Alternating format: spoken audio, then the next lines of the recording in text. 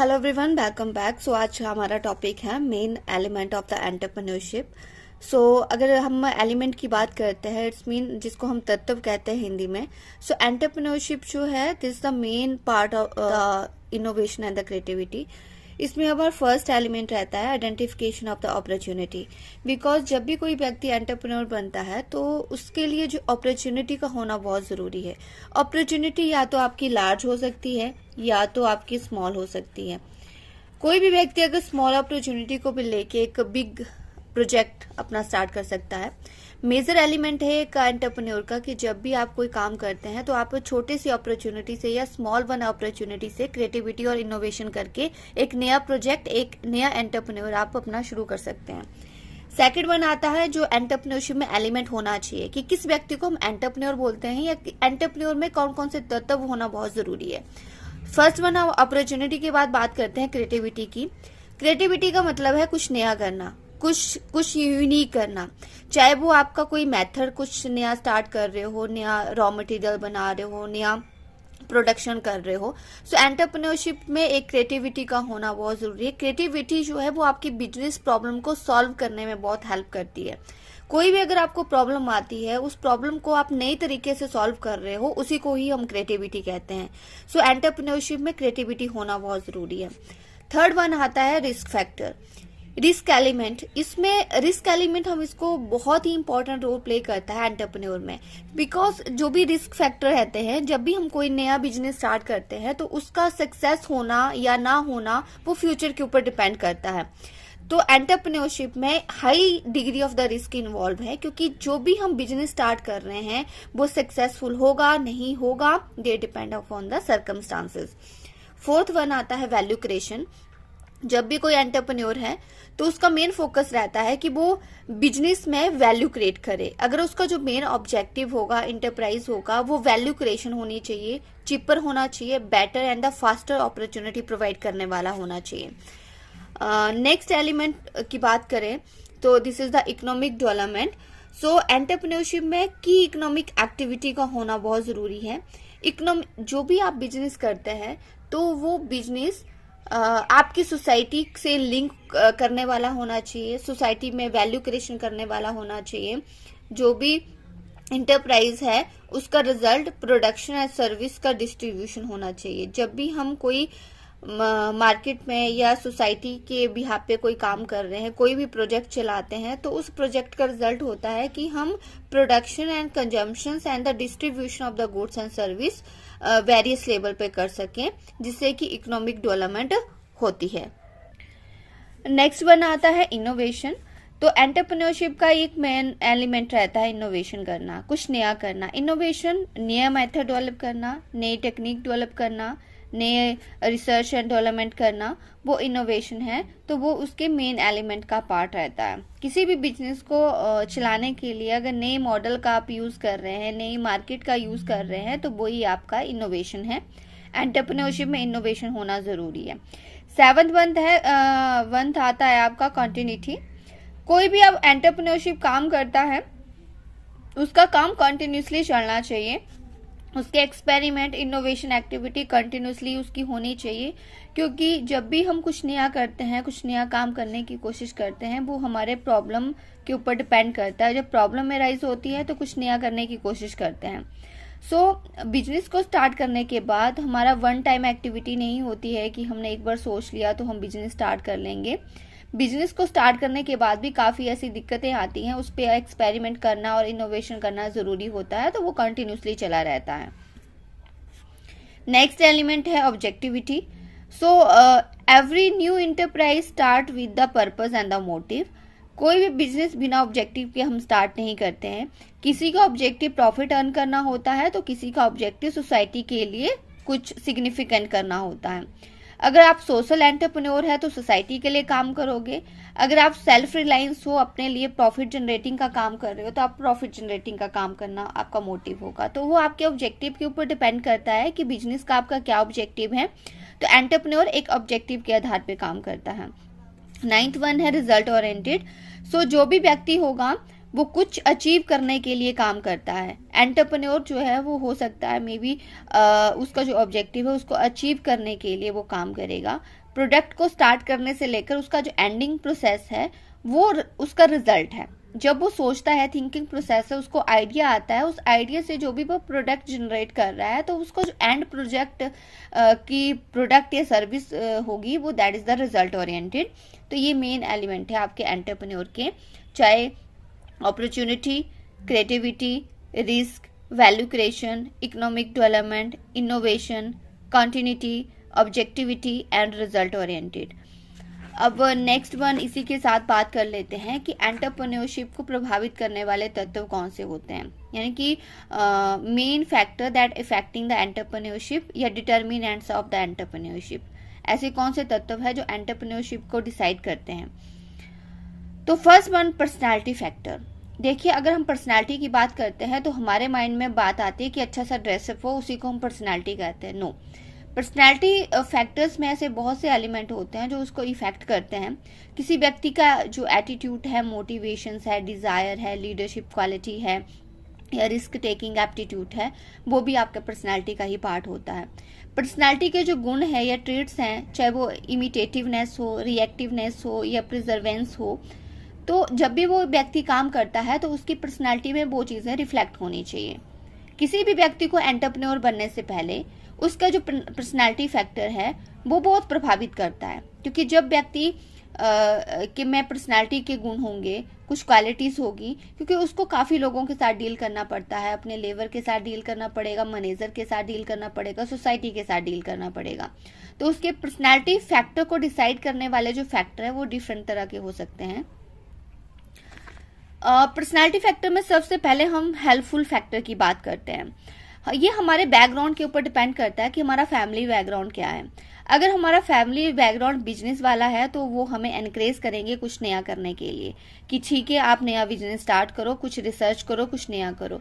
अगर हमारा family business नहीं होगा तो then someone discourage him for doing to so, क्योंकि वो हमें क्या करेगा, डिस्करेज करने की कोशिश करेगा कि हमारी फैमिली में से किसी ने बिजनेस नहीं किया है तो मे बी वो सक्सेसफुल हो या ना हो, उसकी कोई गारंटी नहीं है। तो that is also factor that decide to the personality factor. Second बनाता है कंपेलिंग फैक्टर। सम टाइम हर इंसान की लाइफ में कुछ ऐसी सिचुएशंस आ जाती है, कुछ नेगेटिव सिचुएशन आ जाती है एडवर्स कंडीशन में, चाहे वो व्यक्ति अनएम्प्लॉयड है या जॉब सेटिस्फेक्शंस नहीं है, तब वो कुछ नया करने की कोशिश करता है। तब वो चाहता है कि मुझे कुछ नया टेक्निक जो है, रिसर्च डेवलपमेंट करनी है, कुछ नया करना है, एंटरप्रेन्योर बनना है। तो कंपेलिंग फैक्टर भी जो है वो उसको प्रभावित करते हैं। थर्ड वन आता है determination. Determined person can run A project better way. अगर किसी व्यक्ति ने डिसाइड किया है कि ये चीज़ मुझे करनी ही करनी है, तो वो साधारण व्यक्ति के तौर पे जो है वो एक जो व्यक्ति डिटर्मिन्ड पर्सन होगा वो बहुत बेटर तरीके से उसको करेगा।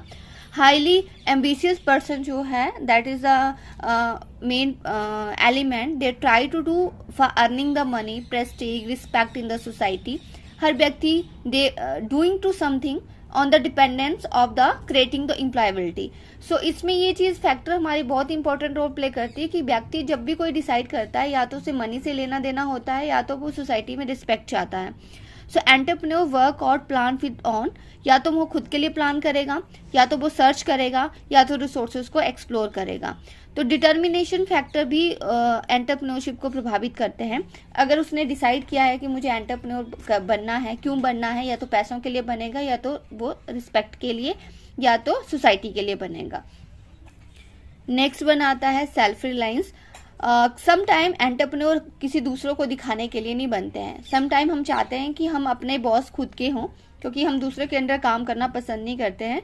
सो the person with the quality to motivated by independence and the love their on bosses.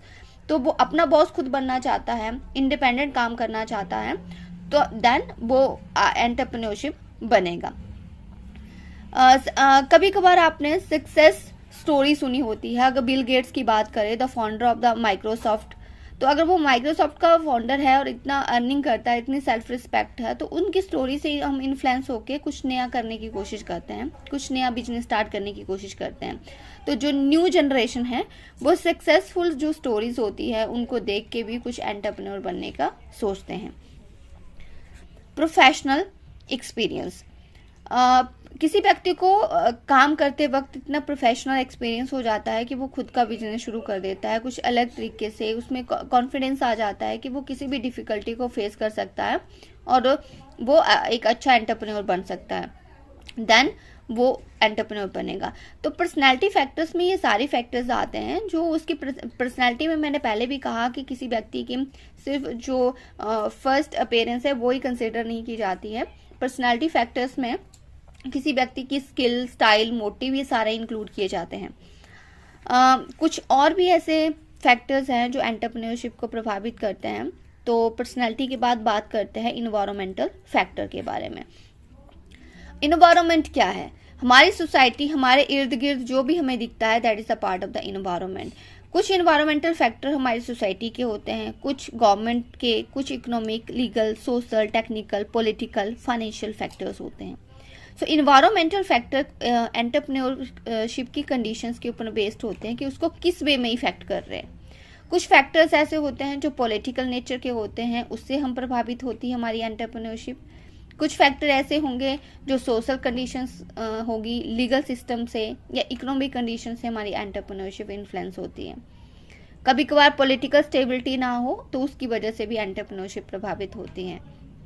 So environmental factor में फर्स्ट वन आता है सोशियो कल्चर फैक्टर्स। अब सोशियो कल्चर फैक्टर्स में हम ये मान के चलते हैं कि जो भी हमारा ग्रुप है, सोसाइटीज है, उसके कारण हमारी एंटरप्रेन्योरशिप किस तरह से प्रभावित होती है। अगर कभी कभार हमारी सोसाइटीज में कुछ ऐसे रिसोर्सेज होते हैं, कस्टम ट्रेडिशन को बढ़ाने के लिए हम एंटरप्रेन्योरशिप स्टार्ट कर देते हैं।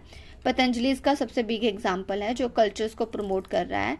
तो वो फैक्टर्स यानी कि कल्चर्स फैक्टर भी हमारी एंटरप्रेन्योरशिप को बढ़ावा देता है। जब हम कोई काम करते हैं, चाहे वो सोशियो कल्चर्स फैक्टर की बात करते हैं कि एंटरप्रेन्योरशिप, सोशल कल्चर्स एंटरप्रेन्योरशिप भी बनते हैं, तो उसको प्रभावित करने के लिए आपके पास पहला फैक्टर आता है risk taking. In every society peoples are inclined toward unwritten norm acceptable behaviour. अगर आप सोसाइटी के बिहाफ पे अपना एंटरप्रेन्योर कर रहे हैं तो ज़रूरी नहीं कि लोग आपको एक्सेप्ट करेंगे, आपके एंटरप्रेन्योरशिप को एक्सेप्ट करेंगे। जब भी कुछ व्यक्ति जो है वो सोसाइटी के आधार पे लोगों से डील करने में हेजिटेट करते हैं, बात नहीं कर पाते हैं, उनका एंटरप्रेन्योरशिप इतने सही नहीं चल पाता है। तो अगर आपको सोसाइटी और कल्चर के बिहाफ पे फैक्टर्स पे एंटरप्रेन्योरशिप स्टार्ट करनी है तो आप ये ज़रूर ध्यान रखें कि आपको लोगों के साथ जो है वो डील करना पड़ेगा अपना बिजनेस स्टार्ट करने के लिए। सोसाइटी के इर्द गिर्द बहुत सी ऐसी चीज़ें दिखती है आपको कि उसके आधार पे आप अपना बिजनेस स्टार्ट कर देते हैं। अगर कुछ लोग जो हैं वो देखते हैं कि वहाँ पे कल्चर्स प्रोडक्ट और सर्विस की डिमांड ज़्यादा है तो वो कल्चर्स प्रोडक्ट और सर्विस बनाना शुरू कर देते हैं। कई बार हमारा पर्सनल माइंड सेट होता है कि जैसे गुजरात की बात करते हैं तो गुजरात का नाम लेते ही वहाँ पे ध्यान आता है कि वहाँ पे सबसे ज़्यादा एंटरप्रेन्योर है, ऑन बिजनेस लोग वहाँ पे स्टार्ट करते हैं, सबका अपना बिजनेस होता है। तो कुछ ऐसी सोसाइटी है, कुछ ऐसा कल्चर्स है जहाँ पे लोग इंडिपेंडेंट होके काम करते हैं, एंटरप्रेन्योरशिप स्टार्ट करते हैं। एंड सोशल कल्चर्स फैक्टर्स में अगर सोशल स्टेटस की बात करें, कुछ लोग अपना स्टेटस को मेंटेन करने के लिए, अगर फैमिली बैकग्राउंड उनका बिजनेस वाला है तो वो खुद भी बिजनेसमैन ही बनना चाहते हैं, वो ही स्टेटस मेंटेन करना चाहते हैं। तो वो भी फैक्टर उनको प्रभावित करते हैं कि उनको एंटरप्रेन्योरशिप बनना है। कुछ गवर्नमेंट पॉलिसी है, अगर गवर्नमेंट पॉलिसी पॉजिटिव एटीट्यूड वाली होगी, एनकरेज करने वाली होगी कुछ नया बनाने के लिए, कुछ नया करने के लिए, देन जो प्राइवेट इंटरप्राइजेस होती है उनको बढ़ावा मिलता है। तो गवर्नमेंट अगर आपको फ्री रिलैक्सेशन, चाहे वो लाइसेंसिंग में हो, चाहे वो बिजनेस को सेटअप करने के लिए अगर आपको प्रोवाइड कर रही है तो आप एंटरप्रेन्योरशिप को बढ़ाएंगे।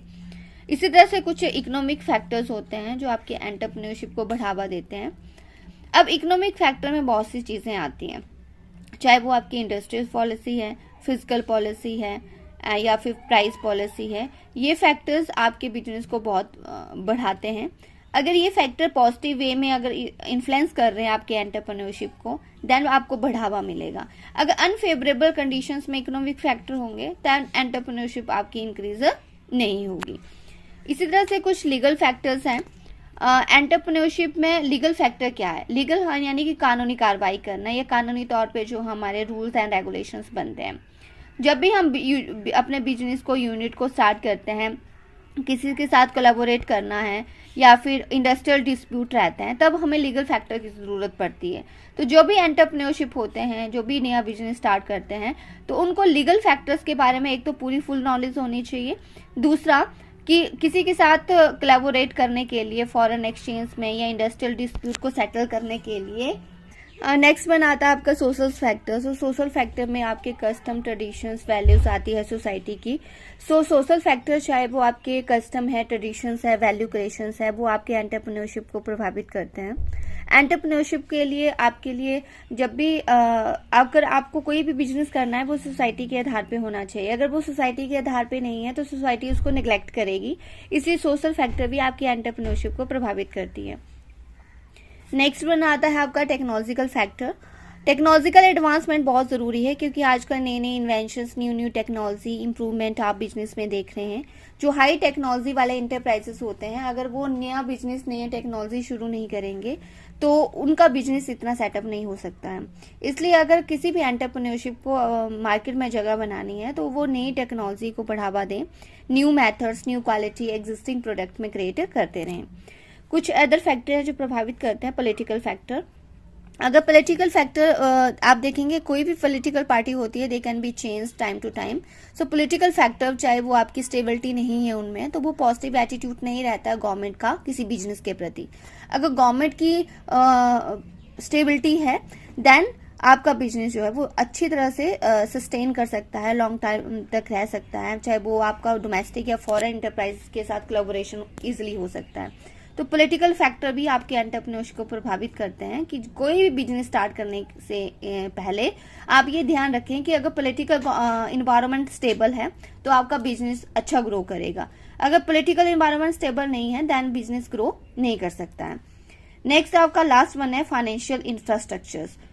अगर आपको नया एंटरप्रेन्योरशिप स्टार्ट करना है, तो उसके लिए आपको विभिन्न प्रकार के इन्वेस्टर की जरूरत पड़ती है, चाहे वो एंजल इन्वेस्टर हो, चाहे वो आपके कोई भी वेंचर कैपिटलिस्ट हो। एंजल इन्वेस्टर वो होते हैं जो नए प्रोजेक्ट के ऊपर पैसा लगाते हैं, न्यू मेथड्स, न्यू टेक्नोलॉजी के ऊपर पैसा लगाने की कोशिश करते हैं। या जो वेंचर कैपिटलिस्ट जो आपस में मिलकर आपके रिस्क फैक्टर के ऊपर पैसा लगाते हैं, रिस्क वाले प्रोजेक्ट के ऊपर पैसा लगाते हैं। तो जो फाइनेंशियल रिक्वायरमेंट है एंटरप्रेन्योरशिप की, वो पूरा होना बहुत जरूरी है।